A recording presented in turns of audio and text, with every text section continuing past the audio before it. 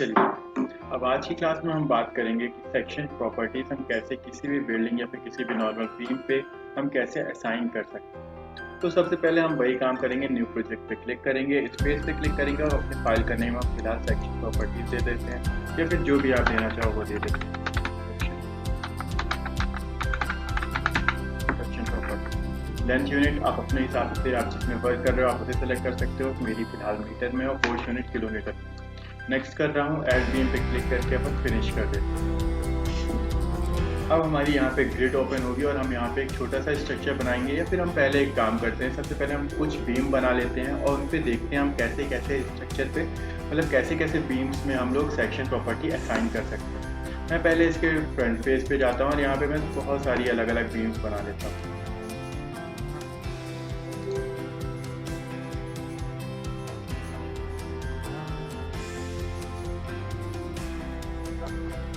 लेना पड़ता है और स्टार्ट करते पहले चलिए, अब अभी हमारे पास देखोगे आप 4 बीम है। मैं इसकी ग्रिड को हटा देता हूँ और आपको ये 4 बीम दिख रही है। अब अगर मैं चाहता हूँ कि इन चारों में मुझे बहुत सारी अलग अलग सेक्शन प्रॉपर्टीज का असाइन कराना है, तो सेक्शन प्रॉपर्टी असाइन करने के लिए आपको जनरल में क्लिक करना पड़ता है और यहाँ पे आपको एक प्रॉपर्टी का ऑप्शन आता है। आप यहाँ प्रॉपर्टी पे ऑप्शन पे क्लिक करोगे तो आपको एक बगल में एक डायलॉग बॉक्स ओपन होता है जिसमें डिफाइन लिखा रहता है, एडिट लिखा रहता है, delete, values, section database, material, ये सारी प्रॉपर्टीज आपको यहाँ पे शो होती है। तो आपको नॉर्मली क्या करना है, आप डिफाइन पे क्लिक करोगे। आप जब डिफाइन पे क्लिक करोगे तो आपको यहाँ पे सर्कुलर सेक्शन मिलेंगे, रेक्टेंगुलर सेक्शन मिलेंगे, टी शेप सेक्शन मिलेंगे, ट्रेपेजॉइडल सेक्शन मिलेंगे, जनरल, टैपर्ड। आप जैसा चाहो वैसा सेक्शन अपने हिसाब से यूज़ कर सकते हो। फिलहाल अगर हम लोग एक नॉर्मल बीम की बात करें तो हम लोग उसके लिए रेक्टेंगुलर सेक्शन का यूज़ करते हैं और यहाँ पे अपन उसकी कोई भी मेजरमेंट डाल देते हैं। तो अगर हम लोग नॉर्मली 230 mm बाय 230 mm या फिर 230 mm बाय 300 mm की बात करें तो मैं यहाँ पे बस आपको वैल्यूज पुट करनी है और इसमें यहाँ पे नीचे मटेरियल लिखा रहता है। अब आप किस मटेरियल की बीम बना रहे हो आपको वो चीज़ सेलेक्ट करनी है। हम कंक्रीट की बना रहे हैं, हम कंक्रीट सेलेक्ट कर रहे हैं और ऐड कर देते हैं। अगर आप यहाँ पे और दूसरी कोई भी मटेरियल यूज़ करना चाहते हो, चलो अपन एक टी टाइप सेक्शन यूज़ करते हैं और इसमें भी वैल्यूज डाल देते हैं 0.2 वाई डायरेक्शन से और 0.2। यहाँ पे आपको इस इमेज में सब कुछ शो हो रहा है कि कौन सी डायरेक्शन किस वैल्यू को डिनोट कर रही है। तो यहाँ पे अपन जो भी डालना चाहें वो अपन डाल सकते हैं। और ये हम बात करें तो 0.1 0.2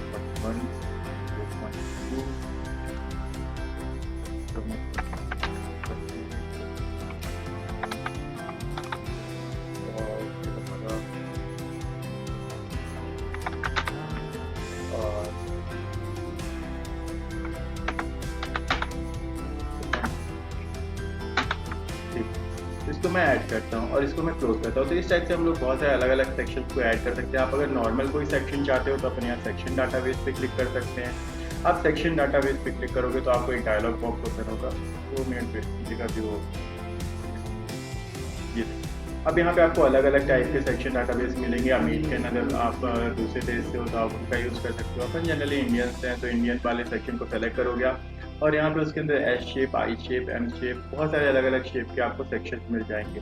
ये सब आपने हाई स्कूल में पढ़ा होगा। एंगल सेक्शन आप लोगों ने देखा होगा, इसकी स्टील टेबल मिलती है, उसमें सारे के सारे एंगल सेक्शन आपको प्रोवाइड रहते हैं। अभी फिलहाल अपन यहाँ पे एंगल सेक्शन सेलेक्ट करते हैं और यहाँ पे आप एंगल देखोगे, आप जो एंगल यूज़ करना चाहो तो उसे यूज़ कर सकते हो। फिलहाल अपन ISA 200x200x25 को यूज़ करते हैं और ये जितने भी एंगल सेक्शन होते हैं आप सबको पता है जनरली हम लोग स्टील में ही यूज़ करते हैं, स्टील की डिज़ाइनिंग में। तो मैं इसको ऐड कर देता हूँ। यहाँ से अगर आप डब्ल्यू शेप यूज़ करना चाहो, डब्ल्यू शेप में आप जिसे भी चाहो उसे ऐड कर सकते हो। यहाँ पे ऐड करो और क्लोज करो। अब हमारे पास ये 4 बीम है, हम इन चारों में इन सबको अलग अलग तरीके से अप्लाई करके देखते हैं कैसे होता है।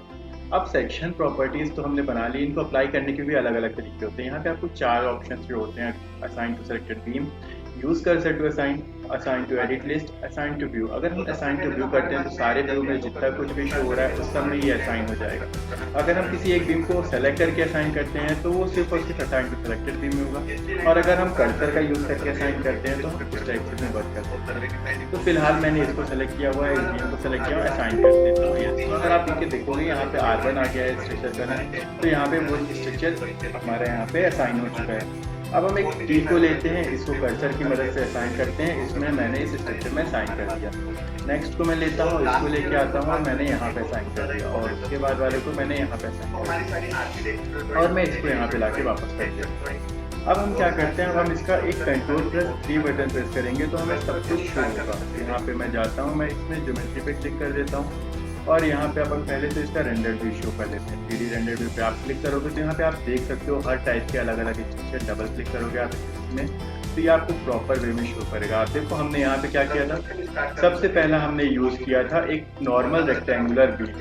Normal rectangular beam 230x300 mm की, ये उसकी प्रॉपर्टी है। फिर हमने टी शेप बनाया था, फिर हमने यहाँ पे आपने एंगल सेक्शन लिया हुआ था ISA 200x200 क्रॉस में। उसके बाद हमने डब्ल्यू शेप सेक्शन यूज़ किया था। तो इस टाइप से आप अलग अलग सेक्शंस को बना सकते हो जहाँ पे जिसकी रिक्वायरमेंट हो। ये सेक्शंस आपने अपने आसपास कहीं ना कहीं देखे ही होंगे, ठीक है।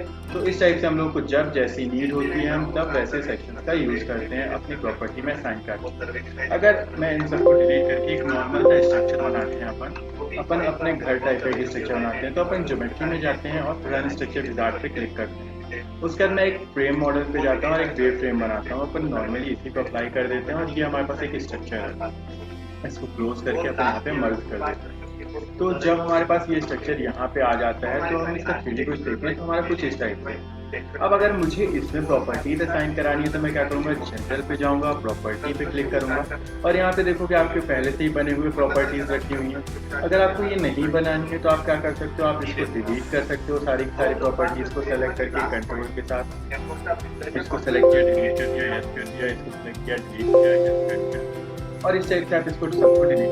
अभी फिलहाल हमारे पास 0.23x0.30 है। यहाँ पे हम एक और डिफाइन कर लेते हैं क्योंकि हमारे कॉलम में काम आएगा। तो मैंने रेक्टेंगल पे वापस क्लिक किया और यहाँ पे 0.35x0.35 का एक कॉलम मैंने यूज कर दिया और क्लोज कर दिया। अब हमें इसे असाइन करना है। देखो वहाँ पे तो हमारे पास एक नॉर्मल बीम थी तो हम उसमें किसी भी इजी तरीके से असाइन कर सकते थे, लेकिन यहाँ पे अब हम कैसे जुड़े हमारे स्ट्रक्चर में, क्या हमें कहाँ पे करना है, तो हमारे पास उसके तरीके होते हैं।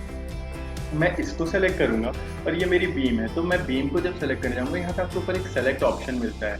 तो आप यहाँ सेलेक्ट पे क्लिक करोगे और आप beam parallel to X axis और beam parallel to Z axis जो है उनको क्या करो, सेलेक्ट कर लो। तो आप देखोगे यहाँ पे आपकी एक्स एक्सिस और जेड एक्सिस से सिलेक्टेड बीम सारी की सारी सेलेक्ट हो गई और उसमें अपन असाइन करके यस कर दें।